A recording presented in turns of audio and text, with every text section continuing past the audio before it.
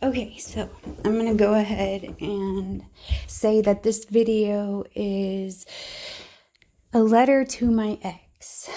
My counselor told me that if I write a letter and address it to him and put all my feelings in there, that it will help take a load off, and I will be able to, it will therefore rehabilitate me further down the road in my on my mission to get clean, and from Suboxone. And I wanted to, sorry, I'm out of breath. I've been up and downstairs, but I wanted to get on here, and I'm about to work out, which is another thing I'm doing to help. But I wanted to get on here and add this little post. I just kind of was thinking about my ex for some reason. I don't know what brought him to mind this morning. But I was, I sing a lot. I do a lot of, I walk around the house and I'll sing, and all of a sudden a lyric will come to mind and it'll fit like a part of my life. I didn't realize that, I was writing a song, and there it is, a song. So one of the lines that I came up with for the song was, "I didn't know you were a bad guy." No, sorry, it wasn't that. It was, "I didn't know you had the capability to hate."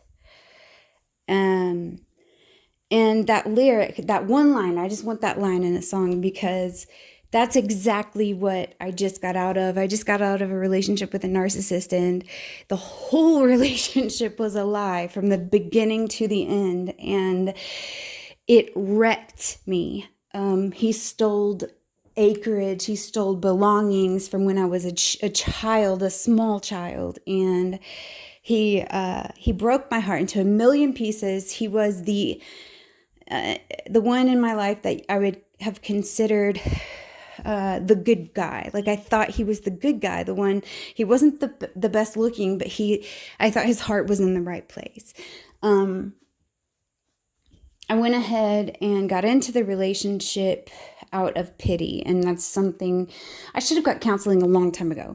So a lot of my issues come from unresolved childhood issues, and I'm not blaming my childhood. I'm just saying that's sort of where the view is from my point of view. Like, I look at the world in rose-colored glasses because my childhood was so good. I just automatically expect everyone else to be that. And they're just not.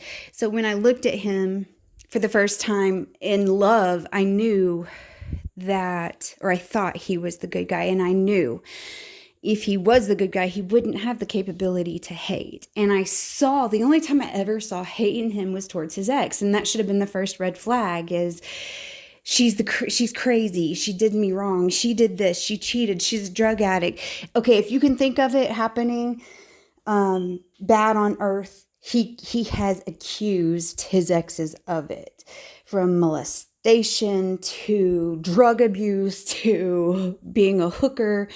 His first ex-wife, he called every name under the sun. And so I should have realized then, when he would do it, when she would not provoke it, I should have realized then that, wow, okay, he has some issues, and I should have stayed away from him, but I didn't. And all of these are lessons learned. And even if somebody had said all of this to me before I met him, I probably wouldn't have listened to them either. But if you're out there and you're hearing this,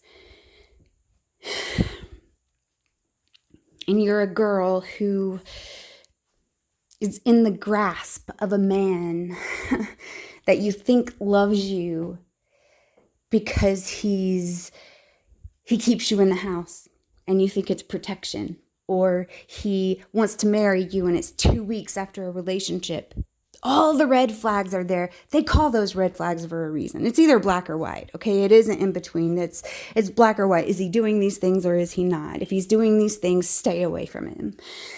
Look up narcissist, go to videos that talk about narcissists and learn about them, because a lot of narcissists create addicts. So they go from being from having a narcissistic parent to having personality disorders. And narcissists, because they find narcissists familiar, they find them and for mates.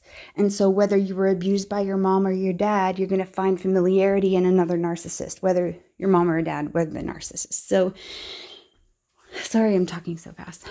I'm just in a hurry to work out, and I just wanted to get on here and put this up there real fast. That it's just super important to protect your ground, protect your assets. Don't cast your pearls before swine. It's in the Bible. Don't cast your good things, your blessings that God has given you, and don't give them to swine. Don't give them to pigs, because they will trample them and turn to rend you again. They will trample over your pearls, and they will come back for more, because that's what pigs do. That's why God is protective in his word when he says to avoid them. I was so hard-headed and so believed in myself that I could change the world with my love, that it was more of an ego trip for me than it was actual love. So think about these things. Also remember, if you're going through a breakup, remember this. It takes half the amount of time you were with someone to get over them to the place you don't think about them every day. And that means, so if I was with someone for 6 years, it was going to take me 3 years to get back to where I was before then. And it's because it takes a while before for you to actually gain your ground again and be able to walk on your own again. Without a mate or without the person who is abusive toward you. Don't do drugs because of pain. Don't go to pain meds. Don't pick up another habit to fill in the gaps of time that you used to spend with the person who was abusive to you. Go and find something new to do. Invest in a new hobby. Go walking. Start working out. Go back to you, because that's what matters.